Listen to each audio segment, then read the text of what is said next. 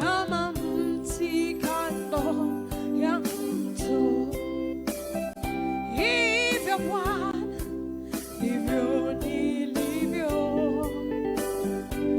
uachi ninyauke. Kumekuwa na shida ya kujua ufunguo sahihi. Kwa kuna watu wanafungua mahali ambapo hawakupaswa kufungua, matokeo yake panafunga. Leo hii huna ufunguo sahihi wa kukaa na kuenjoy. Yaani unafungua, alafu mizimu inakusaidia kufunga. Ukisoma Mathayo 4:11, Yesu anasema, mmepewa funguo, nyie mmepata kuzijua siri za ufalme.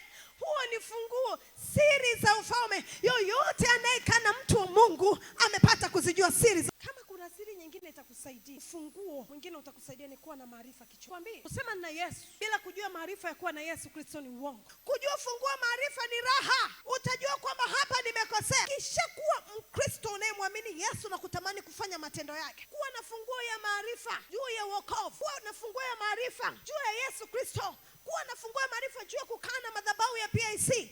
Kuwa na funguo ya maarifa juu ya kukana Mungu wa madhabahu ya PIC itakufanya uingie katika urithi bila wewe mwenyewe kutarajia. Amen. Mungu anawatoa wana wa Israeli katika nchi ya Misri. Anachowaambia, anawaambia nitawapeleka katika nchi ya Kanaani. Nendeni mkanitumikie. Nendeni nchi ya ahadi. Nendeni mkale asali na maziwa. Kuwa na maarifa ya kutenda mbele za Mungu. Mungu anaenda na nyakati. Si kila saa atakwambia. Hakuna anachokisema kwa sababu alishakwambiaga na ukapoteza muda. Ninakuombea kama mwana wa nabii, uwe na maarifa katika jina la Yesu Kristo. Mungu tayari alishapigania Yuda kuingia nchi ya ahadi. Akaambia fimbo ya ahadi haitatoka kwako. Mungu ameshakupigania lakini bado hujamiliki. Mungu ameshamtuma Yesu msalabani. Mwaga damu yake, mkomboe na maovu, mkomboe. Lakini wewe ukikombolewa leo, kesho narudi kwenye uovu.